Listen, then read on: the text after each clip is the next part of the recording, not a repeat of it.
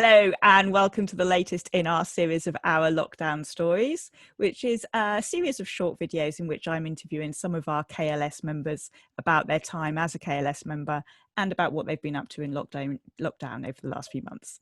And today I'm joined by Bess. Hi Bess, how are you? Thank you for joining me. Hi, Rebecca. Good to be here. Fantastic. Let's just jump straight in. Can you start by telling us a little bit about yourself and about your background as a KLS member? Sure. So I'm originally from Toronto and have been living in the UK for coming up to 16 years. I have two relatively young children and a husband, and we live quite close to KLS. So we were really fortunate to frankly stumble upon the synagogue when just before my son was born. So coming up to 4 years ago. And it was just a really great find for us. I grew up in the Reform movement in North America, which is sort of the equivalent of the liberal movement here. And it's just been a fantastic community to have joined. And so it was almost by luck that you ended up living literally around the corner. It was completely by luck that we were around the corner, and we had walked by it a number of times. We had thought about kind of reaching out and getting in touch, but between work and traveling for work and having our first young child and a dog, it was just didn't make the cut until we were really ready to focus on it a little bit more and think about the future for our kids and helping to provide them with a way to learn about their Jewish identity. My husband, so their dad isn't Jewish, and so he was really keen to make sure that there was a mechanism, a local mechanism, where they could start to learn about the religion, the language, and begin to establish identities. Fantastic. That's amazing.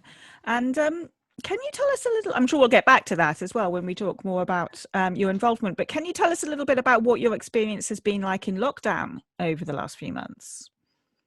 Lunacy. In a word? Two young kids, a dog, my husband, all of us in the house, working from the house. I was unemployed until recently. So, looking for a job, interviewing for jobs during this really difficult economy was definitely scary, but turned out successful, which is luck.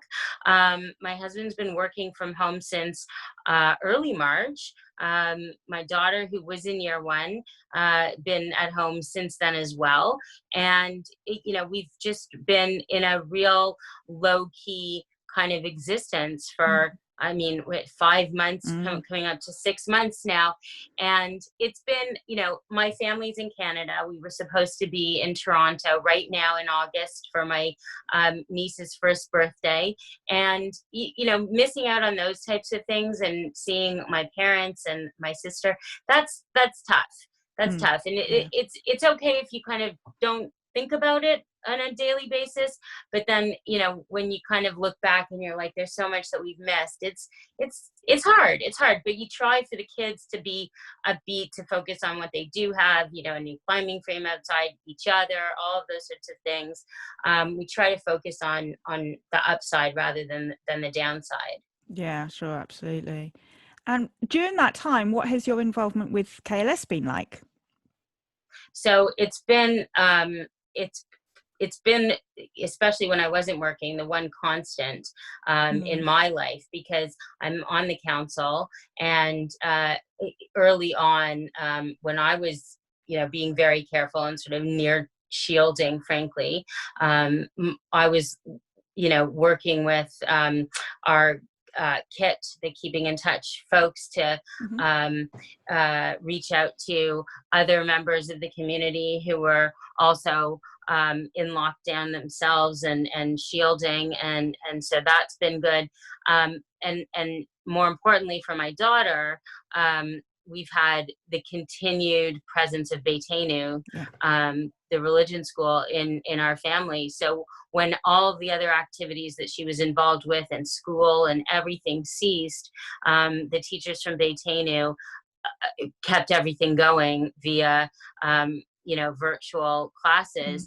And every Saturday she had that to look forward to. We had that structure as a family, and it's been a really important opportunity for her to stay connected, for her to feel part of the community still, and not to have lost that when so many other things have kind of taken a back seat to the current climate. Yeah, and they carried on all the way through, didn't they? Even through the spring break. Even through school holidays, spring break, they were, heroic in that regard, and really generous with their time.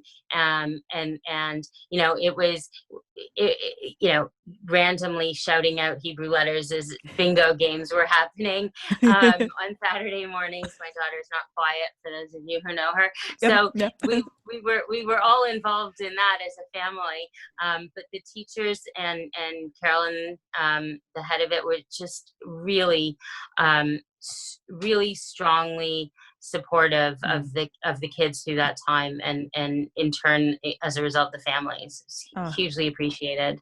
And what did that involvement mean to you? I mean, not necessarily just the Beitonu, but also the time on the council, and what's that meant to you? I mean, as I said, some weeks it was kind of, the main thing that I was involved in and doing. And, that really meant a strong ability to still, again, for me, connect with friends and peers, and to feel connected and part of something, despite the kind of isolation that we all really suddenly found ourselves. I think it's easy to forget, almost 5.5, 6 months down the line, how normal this has become. But at the beginning, this kind of existence wasn't normal.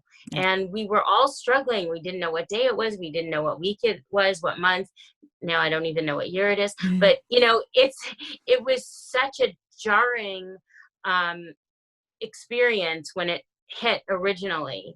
And the involvement with KLS was a kind of lighthouse during those really difficult moments, those really challenging moments, when you're trying to be strong for the family and the kids, and equally you're looking for that strength from somewhere. And I think that was really, KLS was really important to me, and my membership on council, and what we were doing as a council, and focusing on how we could help others, was a really positive use of energy at a time when that wasn't necessarily easy to conjure up in and of myself. Yeah. I really like that idea of KLS being a lighthouse. I think that's a really powerful image, actually. Yeah. Do you think that your relationship with your own Judaism has changed at all as a result of this experience? Well, one of the things that we've started doing as a family, because we're all home, is having Friday night dinner together.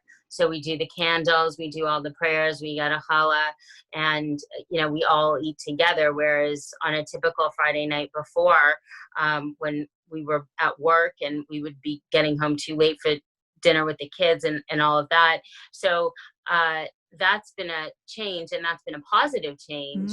And it's been really, really nice. And the nicest thing about it is that it was actually my daughter who suggested it. So it was at her impetus that we started to do it. Remind me how old your daughter is? She'll be 7 in a few months. Wow. So she's Good almost for her. not quite 7. Yeah. And it's something that I had with my parents growing up. So it's, and I always intended to do it, but just thought I'd wait till my kids got a little bit older.